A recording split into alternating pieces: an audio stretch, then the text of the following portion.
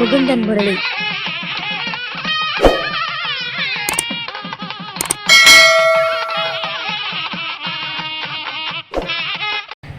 அனைவருக்கும் வணக்கம். பொதுவாக ஜோதிடர்கள் எப்பொழுதுமே நவகிரகத்தை பற்றி பேசிகிட்டு இருப்போம். நல்லதாக இருந்தாலும் சரி, கெட்டதாக இருந்தாலும் சரி. இந்த கிரகம் நன்மை செய்யுது, அந்த கிரகம் தீமையை செய்யுது, சனி கெட்டு போச்சு, சூரியன் கெட்டு போச்சு, இந்த மாதிரியான வார்த்தைகளை ரொம்ப நம்ம பயன்படுத்திகிட்டு இருப்போம் ஜோதிடர்கள். ஸோ இந்த மாதிரி ஜோதிடர்கள் மட்டுமல்லாது அந்த ஜோதிடர்கள் சொல்லக்கூடிய அந்த வார்த்தைகளை அப்சர்வ் பண்ணி பொதுமக்களும் இன்றைக்கி பேச ஆரம்பிச்சிட்டாங்க. இன்றைக்கி யூடியூப்பில் நிறையா பார்த்துட்டு எனக்கு சனி கெட்டுருச்சு, தொழில் நல்லா இல்லை, சந்திரன் நல்லா இல்லை, சரியில்லை, அந்த கிரகம் சரியில்லை, இந்த கிரகம் சரியில்லை அப்படின்னு பொதுமக்கள் பேசுகிற அளவுக்கு இன்றைக்கி ஜோதிடம் வளர்ந்துருச்சு. ஸோ பொதுவாக நவகிரகங்கள் பொறுத்த வரைக்கும் எப்பொழுதும் கெடுவதில்லை, அது எல்லாத்துக்குமே தெரிஞ்ச ஒரு விஷயந்தான். நவகிரகங்களை பொறுத்த வரைக்கும் அனைவரும் சமமே, அந்த ஒரு கான்செப்ட் தான் எப்போவுமே. அந்த விஷயத்தை பொறுத்த வரைக்கும் இந்த மாதிரியான சில ஒவ்வொருவருக்கும் ஒவ்வொரு கிரகங்கள் தன்னுடைய தாக்கத்தை எந்த அளவுக்கு கொடுக்குமோ அந்த அளவுக்கு தான் ஒருவர். இப்போ என்னுடைய உடல் எந்த கிரகத்தினுடைய தாக்கத்தை எடுத்துக்கும், அப்சர்வ் பண்ணோம் அப்படின்றத பொறுத்து தான் ஒவ்வொருவருடைய ஜாதக அமைப்பும் இருக்கும். அந்த நேரத்துக்கு தகுந்த மாதிரி அந்த உடல்வாகு இருக்கும். ஸோ சனியினுடைய கதிர்வீச்சு தாங்கக்கூடிய உடலாக இருந்தால் சனி பலமாக இருக்கும். சூரியனுடைய கதிர்வீச்சு தாங்கக்கூடிய உடலாக இருக்கும் பட்சத்தில் சூரியன் நல்லா இருக்கும். இந்த கதிர்வீச்சுகளை பொறுத்து தான் எல்லாமே இந்த உடல் இயங்கி கொண்டிருக்கிறது. அதில் நம்ம எந்த கிரகமும் அந்த கிரகம் கெட்டு போச்சு, இந்த கிரகம் கெட்டு போச்சுன்னு சொல்கிறத காட்டிலும் இந்த கிரகங்களினுடைய தோஷத்திற்கு நம்ம ஆளாகக்கூடிய ஒரு சூழ்நிலை ஏற்படுகிறது. ஏன்னா நான் ஒரு வேலை செய்கிறேன் அப்படின்னா எனக்குன்னு கொடுக்கப்பட்ட வேலையை நான் செய்யணும். அந்த வேலையை செய்யறதை விட்டுட்டு வேறு எந்த வேலையும் நான் செய்யக்கூடாது ஒன்று. அதே மாதிரி நான் என்னுடைய வேலையை செய்கிறேங்கிறதுக்காக இன்னொருத்தர் என்னை திட்டுறதுங்கிறதுனால அவருக்கு தோஷம் ஏற்படுமே தவிர எனக்கு எந்த தாக்கமும் ஏற்படாது. அப்போது என்னை திட்டுறதுனால அவருக்கு ஏற்பட்ட அந்த தோஷத்தை போக்குவதற்கு சில வழிமுறைகளை அவர் கையாள வேண்டும்.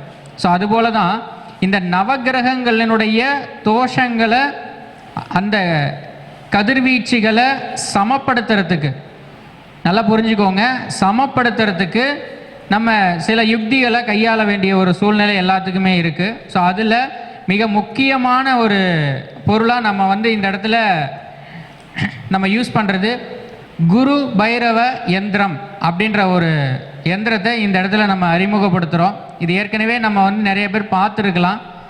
இந்த நவகிரகங்களினுடைய தாக்கத்தை குறைப்பதற்கு அதனுடைய கதிர்வீச்சுகளை நம்ம, அதாவது அளவோட, இப்போது சூரிய வெளிச்சம் பட்டாலும் அளவோடு இருக்கும் பட்சத்தில் நம்ம ஸ்கின்ல எந்த ஒரு பிரச்சனையும் வராது.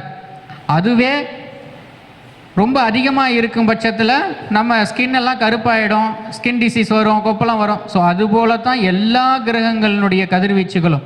இதை சமப்படுத்தி கொடுக்கறதுல மிக முக்கியமான பங்கு இந்த குரு பைரவ யந்திரத்துக்கு உண்டு. அதை தாண்டி கண் திருஷ்டி, செய்வினை, இந்த மாதிரியான கோளாறுகளை சரி செய்யக்கூடிய ஒரு யந்திரமாகவும் இந்த குரு பைரவ யந்திரம் உள்ளது.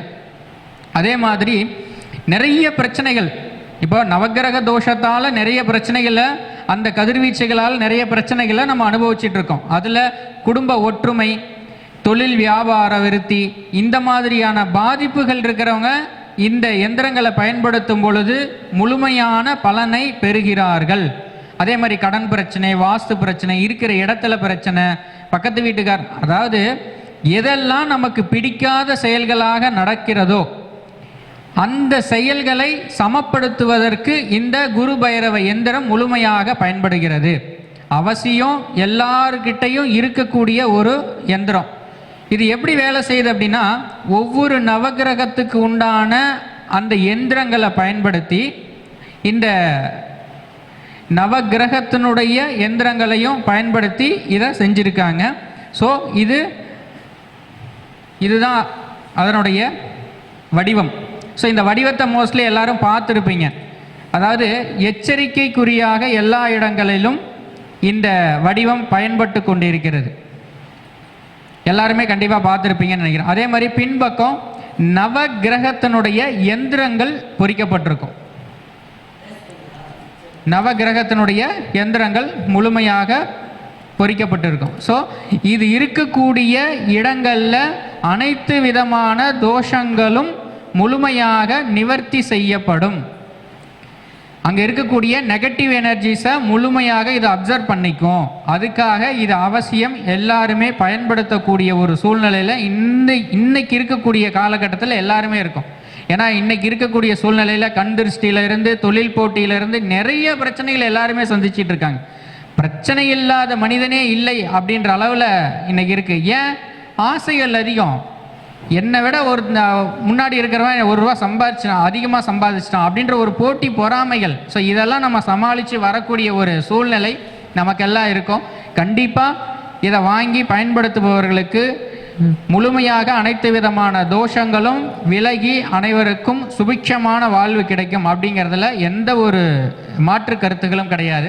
அதே மாதிரி நம்ம சைனாவில் மிக அதிகமாக பயன்படுத்தி கொண்டு இருக்கக்கூடிய ஒரு மிரர், அதாவது கண்ணாடி. அது என்ன கண்ணாடி அப்படின்னா பாகுவா மிரர் அப்படின்னு சொல்லி அந்த மிரருக்கு வந்து பெயர் சூட்டியிருக்காங்க சைனாவில்.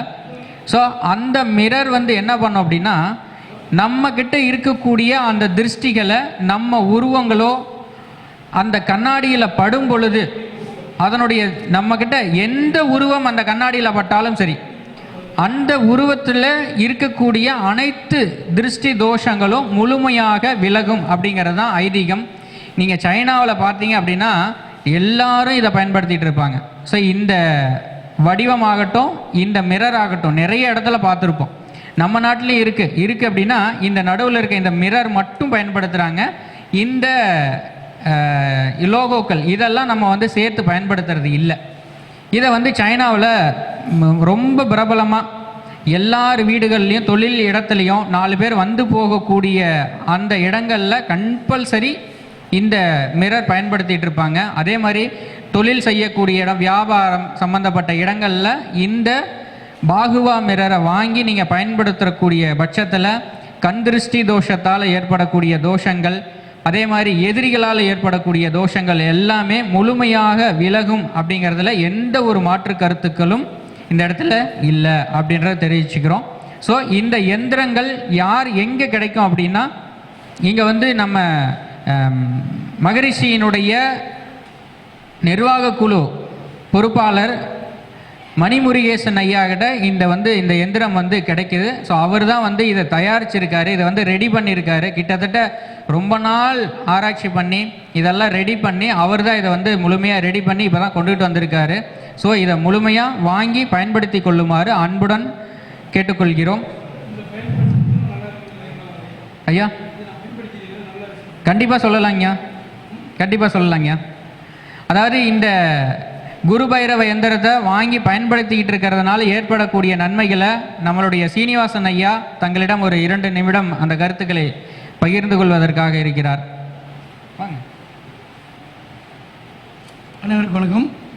இந்த குரு பைரவ எந்திரம் ஒரு அருமையான ஒரு நல்ல ஒரு ரிசல்ட்டை எங்களுக்கு கொடுத்தது. என்னுடைய தொழில் மாற்றத்துக்கும் என்னுடைய சகாக்களோடு இந்த எந்திரத்தை அறிமுகப்படுத்தினேன். அவருடைய வாழ்க்கையில் சுபிட்சை ஏற்பட்டிருக்குது. என்னுடைய வாழ்க்கையில் ஒரு அருமையான ஒரு டர்னிங் பாயிண்ட் ஏற்பட்டிருக்குது.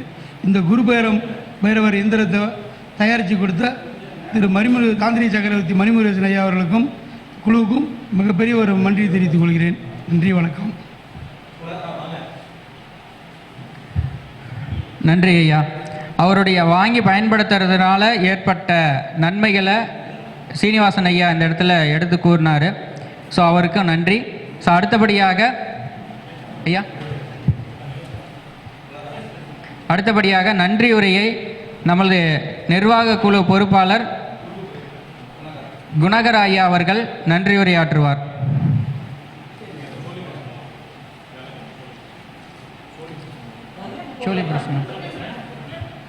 ஆரம்பிக்க இருக்கிறோம்.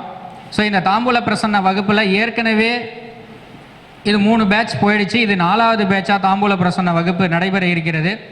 ஸோ வாய்ப்பு இருக்கிறவங்க அப்படின்றதை தாண்டி அனைத்து ஜோதிடர்களும் ஜோதிடத்தை தாண்டி பிரசன்னமும் கற்றுக்கொள்ள வேண்டும் என்ற எண்ணமுடைய அனைவரும் இந்த தாம்பூல பிரசன்ன வகுப்பில் கண்டிப்பாக கலந்து கொள்ளுமாறு கேட்டுக்கொள்கிறோம். பிரசன்னத்தை பொறுத்த வரைக்கும் அடுத்தபடியாக ஜோலி பிரசன்னம், அஷ்டமங்கல பிரசன்னம்லாம் நம்ம எடுக்க இருக்கிறோம். அதுக்கு பேஸ் தாம்பூல பிரசன்னம் கண்டிப்பாக தெரிஞ்சிருக்கணும். ஸோ இந்த வகுப்பை நம்ம 27ஆம் தேதியிலிருந்து நம்ம மகரிஷி ஜோதிட ஆராய்ச்சி அறிவகத்தின் மூலமாக ஆரம்பிக்க இருக்கிறோம். வாய்ப்பு இருக்கக்கூடிய அன்பர்கள், ஜோதிடர்கள், ஜோதிட ஆர்வலர்கள் அனைவரும் கலந்து கொண்டு பயன்பெறுமாறு அன்புடன் கேட்டுக்கொள்கிறோம். நன்றி.